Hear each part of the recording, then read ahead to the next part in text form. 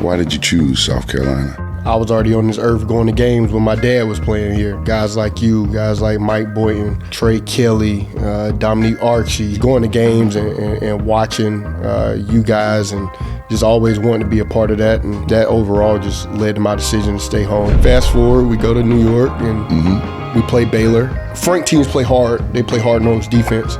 And on film, no disrespect to Baylor, but they did look soft. And then we got out there and they were soft. I don't know, we just had a group of guys that we sensed you were soft. You gonna get bullied. And they got bullied. And then we play Florida. We're down to Florida at half. What was that conversation like in the locker room? A couple guys said a piece. My piece was,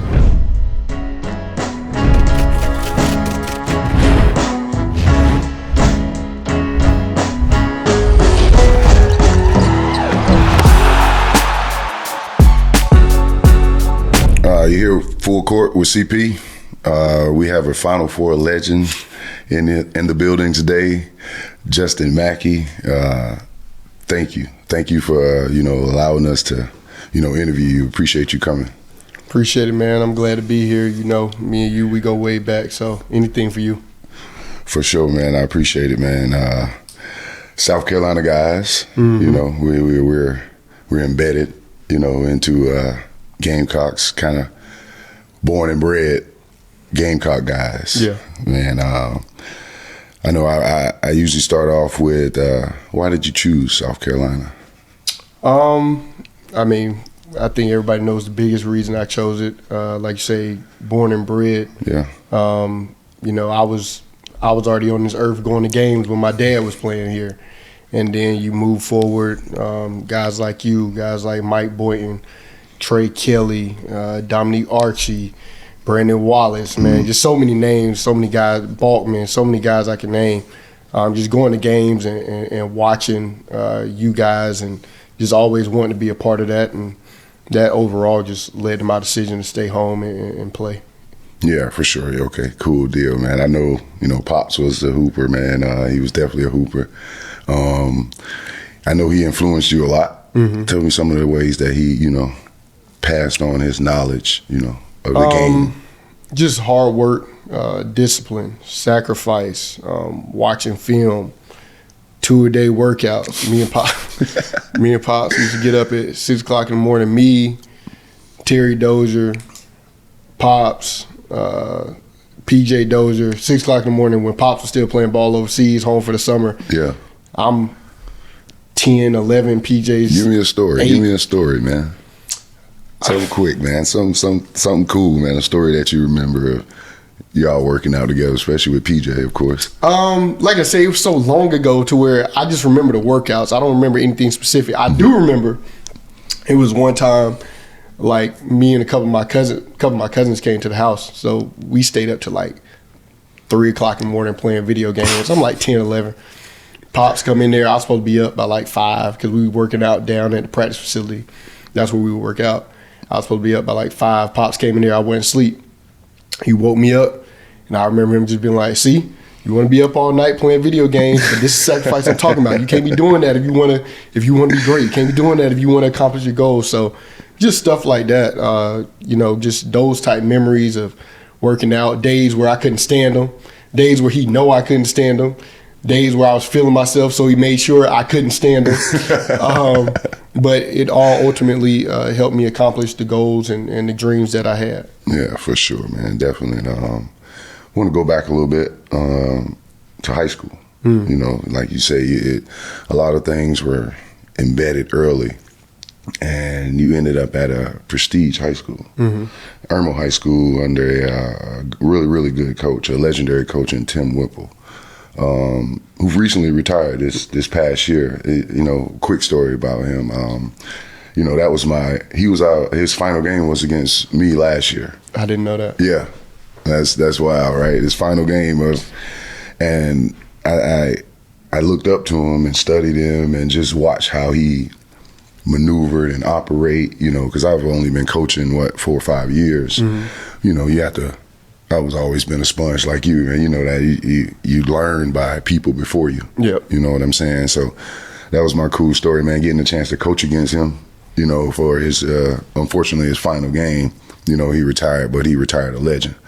But give me a Tim Whipple story, man. Something you remember that was pretty, dope from high school.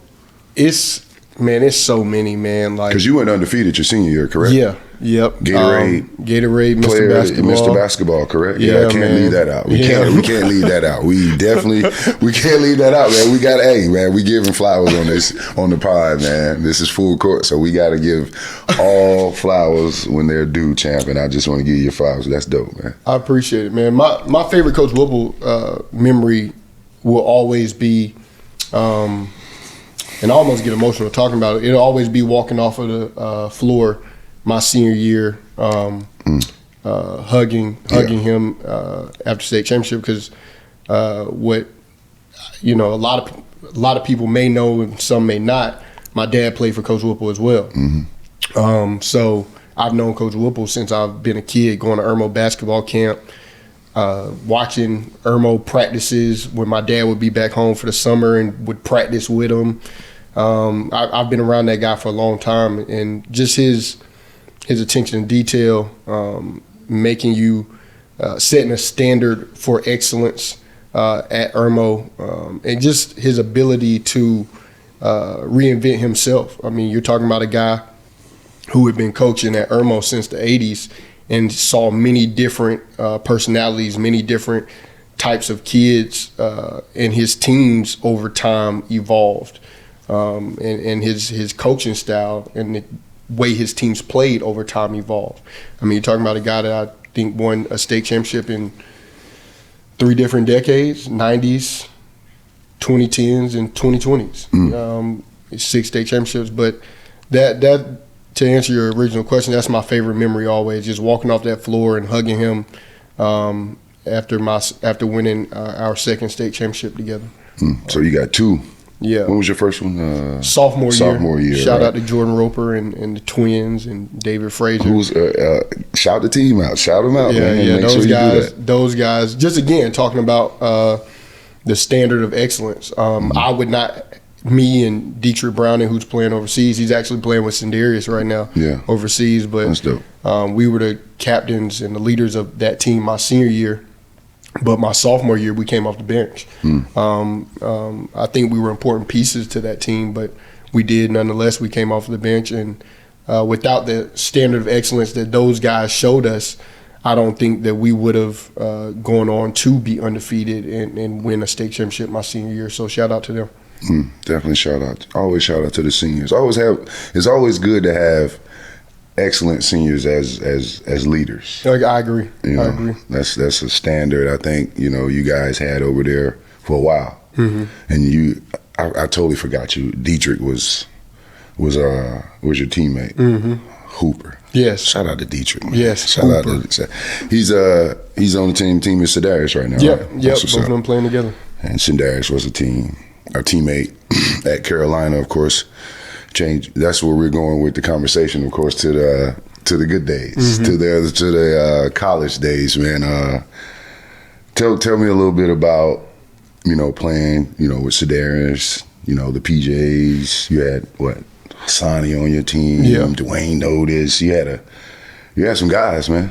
Yeah, I can't forget my guy Chris. Yes, Lord. Yeah, you know that's my dude, man. So I think to get there, I think you have to start from the beginning. Obviously, freshman year, tough year for me personally. Just getting acclimated with Frank, college. You remember me? I was a skinny kid, couldn't take the physicality. But we came in. I believe it was 7 of us. Freshmen, we came in, and that was just a really tough year. Really tough year. I remember going to Hawaii and getting our brains beat in. I want to say it was by Boise State in the Christmas tournament, and just how bad that felt. And then you move forward to sophomore year, and we get a little better, and it looks like we about to turn the corner, get ranked after beating Iowa State at Mohegan Sun, and then just take a nosedive. We just young, immature. We winning, we feeling ourselves. Okay, we're gonna start right there. Okay. You guys took a nosedive. Why? How? Like, explain. Like, what Young happened? Young and immature. Yeah. Just because, again, you're talking about a team that didn't have a lot of – we had one senior, which was Ty Johnson. And then, like I say, just too young and too immature. Yeah. We went in, we just beat – I think Iowa State was like number 9 in the country at that point. Yeah. We just beat them. Now we're ranked. We going into conference play. We feeling ourselves. And we just weren't ready mentally. We ran into some teams that in the SEC that year that were a lot older, and quite frankly, they were better. And you lose one, and you're like, oh, we good. You lose 2, and you're like, oh. Start looking around. Then you lose 3. Now coach agitated. Yeah. Now y'all agitated with each other. Yeah. And then it just. It's a rough 2. That rough 2-3 weeks. 2-3 weeks. And then, junior year. Okay, now we feel like, all right, we got something going. We start off 16-0, and we had some slip-ups, but still I thought a good year. I think we won 24, 25 games. Yeah, I think 25 games. Get left out of the tournament, which is crazy. And then now you arrive to the year you're talking about. You arrived to senior year. Yeah. And now out of that 7, the only 3 left are me, Dwayne, and Sindarius. And I know that us 3, we absolutely did not want our legacy to be leaving 4 years and not making a tournament, which because me and Sim being South Carolina guys, that's something we really wanted. Yeah. And so now you get to that year, and that year just felt different. Yeah. Start with preseason. Tell me about there. It just felt very different. Frank, it felt like Frank trusted the most what he had built that year, in my opinion. He obviously he did some, get after us, but he mostly left that to us. I think that we developed such a close-knit bond in that summer when we went to Costa Rica. Frank didn't coach; he let his assistants coach. Bruce Shingler had just became a assistant coach, and he hung out with us a lot that summer, like playing spades and building that camaraderie. Yeah, just building camaraderie. And then the Pro-Am was a big summer. You had a lot of us exploding for big games that summer. I think I had a 47-point game that summer. Sin had a 42. Dwayne had a 30. Yeah. It just felt different. The vibes were up. The vibes were definitely up that year, man. You and D Downey were coming and playing pickup. Yeah. And I think that helped a lot. Like VT. VT. Definitely It was just my a guys, lot. man. It was just a lot, man. And then it just carried on into the season. I personally didn't think I was going to play. A lot of people, I don't even know if they knew, I ended up spraining my ankle. Yeah, you were there. I think you were there that day. I was there. I sprained my ankle bad to the point where they really didn't think I was about to play it my senior year, and luckily I just healed up better than we thought. Thank God for that. You go into the season, and we beat Michigan early on, which Michigan was supposed to be really good that year. I think ended up being pretty good that year. And then, you trickle on to conference play, and at one point we were number 1 in the SEC. And then again, we take a nosedive. You always hit that wall in the SEC, man. A lot of people don't understand that because, they never played SEC basketball, of course, but everybody talking about freshmen hitting the wall, but no, man, it comes a time in the SEC where it turns into a gauntlet, man. Yeah. But it's always a tough league, but it gets a point in time in the SEC where everybody starts to click, and it's like, why are y'all clicking at the right time like this? Like, yeah, and it got serious. It got serious, man. We lost 7. Because everybody remembers the Final Four, they forget we lost 7 of our last 9. Yes. Like we lost 7 of our last 9 games and went from. But we were doing so well in the season that we went from first 7 out of your last 9. A lot of teams are going to go from middle of the pack to bottom of the pack. We went from first to fourth. Yeah. That's how well we were doing. And then you built the gap. Yep. That was kind of And I remember we lost our very first game in the SEC tournament. Funny story about my dad. So, my dad, a couple of cousins, they had came up to Nashville. And so, they came up, We lose first game. So me and Dwayne always room together on the road. I think Sin and PJ at this point are room together on the road. My dad calls me. Where Dwayne? Where Sin? Where PJ? I said, Dwayne right here. Go get Sin and PJ. So I go get Sin and PJ. I know this is not good. I'll just say it was a cuss out of a lifetime. Oh my God. But it was stuff that we needed to hear. And he talked to all of us as a group, us four, and he talked to us four individually in terms of our perspective cussed out. And constructive criticism. Constructive criticism. But it was good for us because we really did need it. Yeah. Because at that point, what are we doing? And so, I remember we get back to Columbia. We have a meeting, and Frank basically tells us, y'all got he said, y'all got 3 to 4 days. Whatever you need to get out of your mind, go get it out of your mind. Just don't do anything crazy. Don't get in trouble. But just go enjoy yourselves. Take your minds away from basketball. And that's what we did. And we came back together, found out we made the tournament, found out where we were going to be. And we came together. We also had a players-only meeting at 650. Me, Sin, Dwayne all said our piece. And just talked about being seniors and getting to the tournament, what it meant, and just, let's play for each other. Let's just go out there, play hard, play for each other, and let's just see what happens. Yeah. Let's listen to our coaches. Let's get back to playing ball the way we had been playing ball. And so you go and you beat Marquette. Like, all right, first. But we go in as a 7 seed. Yeah. Yeah. And I'm sorry, we go back real fast. We only won 22 games that year. The year before, we won more games and didn't get in the tournament. Yeah, which is crazy. Which I think also the committee probably looked at, because how many times does a team end up staying in their state to play the first 2 games? Yeah. I don't know if that ever happens really. Yeah. So I think that is a reason we ended up where we ended up. But it was so cool, man, particularly the Duke game, beating Duke. Because North Carolina and Arkansas had just played.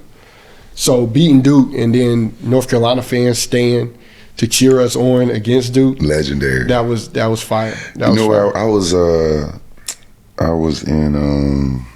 was overseas watching the game. Me and Josh Powell. Shout out to my guy Josh Powell, man. We were in not Argentina, but Venezuela. Watching the game downstairs, eating dinner. And when we beat Duke, bro, I was screaming all throughout the hotel lobby. I was walking around. Oh my God, I gotta find the videos. Oh man. And this one, they put the Get Out guy, the Duke hat on him. Oh man, that was my favorite post. And the dude crying. Yeah. I love it. Man, it was crazy coming back to campus, because we got to the campus late. And you thinking, man, people all outside of 650. You were on ESPN? Yeah, I mean, they are all outside 650. It was crazy. Y'all were on ESPN. It was crazy. They were on ESPN. And then you fast forward, we go to New York, and we play Baylor. And Frank teams play hard. They play hard-nosed defense. And on film, no disrespect to Baylor, but they did look soft. And then we got out there, and they were soft. Yeah. And I don't know, we just had a group of guys that we sensed you were soft. Yeah. You're going to get bullied. Yeah. You're going to get bullied. Yeah. And they got bullied. And then we play Florida. We're down to Florida at half. What was that conversation like in the locker room? I know I don't want to, not with Frank. With just you guys. With just us. I'm pretty sure it was a team conversation. Yeah. After the coaches, a couple of guys said their piece. A couple of guys said their piece. My piece was, this is the exact same game that we had when we beat them during the season. I think during the season at home, when we beat them, we were down 7 or 8. At the half at Madison Square Garden, we were down 7 or 8. I said, this is the exact same game.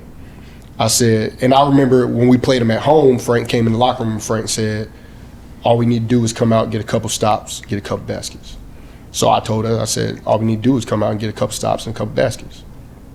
Starting five came out, did exactly that. Got a couple stops, a couple baskets. All right, now we back in it. Now we got a game. Yeah.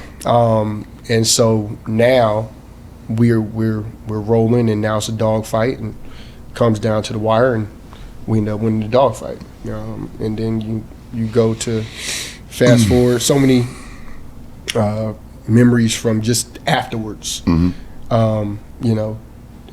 Just me walking up, going and hugging my dad. PJ walking up, going and hugging his dad. I got to throw the hooks on CBS for the Bros. That was pretty cool. Yeah, I still see that picture a lot. And then go to the Final Four. Against Gonzaga. Yeah. How was that, man? But just not the game, just the Final Four experience, like your preparation, you sitting in your locker, because I've been to the tournament, I've been to the Final Four, but I know it's a different atmosphere just sitting in that locker, stringing up your shoes, putting on your jersey, putting on your suit to get out there, man, and just that. How did that feel walking through the tunnel? Okay, it's game time at the Final Four in my senior year. So a couple things. We got to practice on the court beforehand, or a little shoot around type of deal. Yeah, that was televised. It's just crazy because you're in a football stadium. Yeah. But you're on a basketball floor, so you just looking around like, yo, this is insane. And then if you grow up being a hooper, like a real hooper, you envision playing in a Final Four, in a national championship game, in a state championship game. You envision those things. Yes. So to realize that you're there, and then to realize that you're there playing for your home school that has never been there, is just such a surreal feeling. But walking through the tunnel, for me personally, I knew that was the last time I was going to play basketball. I already knew that. I felt like I could have played overseas, but I knew just from a handful of guys who I knew and looked up to what the overseas life is like. And just from my college experience and just a lot of injuries I had in college, I just kind of over it mentally. So I knew I didn't want to go play overseas. So I knew this is the last time I'm playing. Either this game or the national championship game is the last time I'm playing. So I'm like, I'm just going to hoop. Frank put me in the game, I'm just going to hoop. And I did. I felt like I played pretty good on both offense and defensive end. But at the end of the day, we just ended up coming up short. But I feel like anytime anybody asks me about the game, I'm proud of the effort. I'm proud of the game we played. Sure. I'm proud of the resolve that we had, because I think we were down double digits going into half. Yeah. To fight back and get back in it, and we were a couple of possessions away. But just a unbelievable moment, unbelievable experience to share with those people that I got to share it with, from the coaching staff to the players to the managers. Just a beautiful experience. Definitely, man. The fans definitely followed you guys that year, man. It was it felt electric. Like every time you guys stepped on the court, man, it was going to be something special. Talk about playing with Sin and two NBA guys. PJ, what did you see? A guy like PJ. PJ was what, 2 years younger than you? Yeah, he was a sophomore. You guys went to the right? Well, with P. So with Sin is a little different than with P, because with P, me and P have known each other since I was 9 and he was 7. Together, We played on the Slammers together, and then growing up playing against each other in high school and all that type of stuff. I mean, me and P, we've had sleepovers and all that as kids. That's little bro. Very proud of what he's doing, what he's accomplished, and I mean, you saw that in PJ since he was a kid, man. I mean, I remember PJ being a 7-year-old. Throwing around the neck passes. I mean, you knew he was special. And then definitely different. And then you're also talking at that time, it wasn't common to have 6'6" point guards, or it was just becoming common, I guess I should say. So that was different about him as well. And then Sin, talented guy, but I think Sin just his hunger for what he wanted and what he was after kind of set him apart, and he brought it every day. And me and Sin went at it every day. Me and Sin had, scraps in practice. And don't get me wrong, talk about friends. That. I want to talk about that. Because I'm a practice guy, man. I like to dominate. Yeah, I dominated, man. I was all about dominating in anything I did. I don't care what it was, but I wanted, when we went to dinner or whatever, Russell House or whatever that night, or we was gonna talk about what happened in practice today. See, that's where our squad was kind of different, especially once we got to senior year. Like, we didn't really too much, because practices, man, you've seen practices with Frank. Senior year, practices with Frank are hard. Hard. They're supposed to be. Hard. And of course they're supposed to be. But dog, the practices with Frank so hard the way when you get done with it, you just like, man, we done with it. It's over. It's a wrap.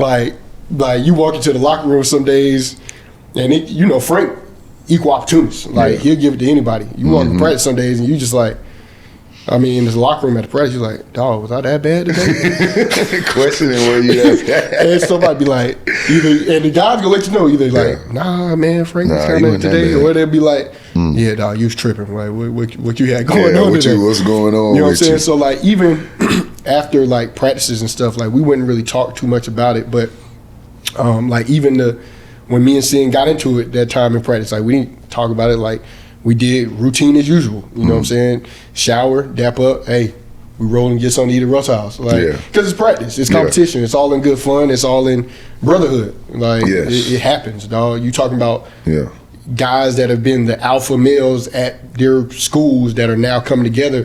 Stuff gonna happen. Stuff gonna happen. What? Sin came from Oak Hill? Lancaster. Well, Lancaster, then Oak Hill. Then Oak Hill, and then you talking about McDonald's All-American? Right? And PJ, right? PJ was McDonald's All-American? PJ McDonald's, So, a lot of Gatorade Player of the Years on that squad. So, everybody got their own, they had their days. Everybody had their days. You've been in that pickup. You've been in pickup. I've been definitely around to see some of it, man. So, it's been a blessing to see, man. Just want to transition a little bit into your, life after basketball, refereeing now.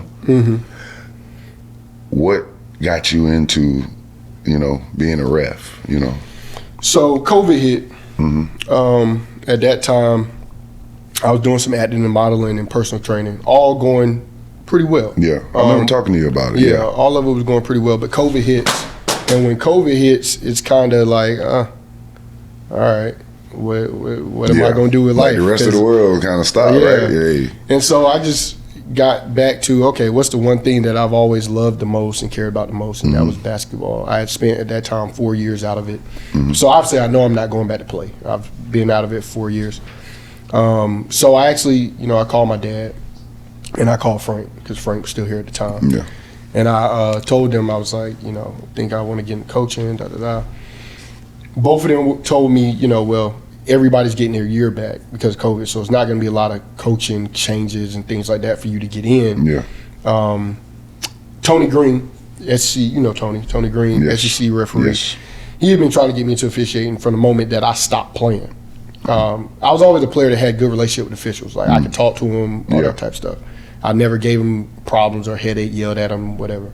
I was just always taught players play, coaches coach, referees referee, and fans cheer. Like, that's just something my grandpa's. That's something I already know grandpa's. I know how you roll. Tony Green tried to get me into officiating as soon as I stopped playing. My dad was like, look, hit up Tony, see if he'll still help you. If he's willing to help you, do officiating for a year. If you don't like it, we'll talk about getting you into coaching. And Frank said that he would help me after a year as well.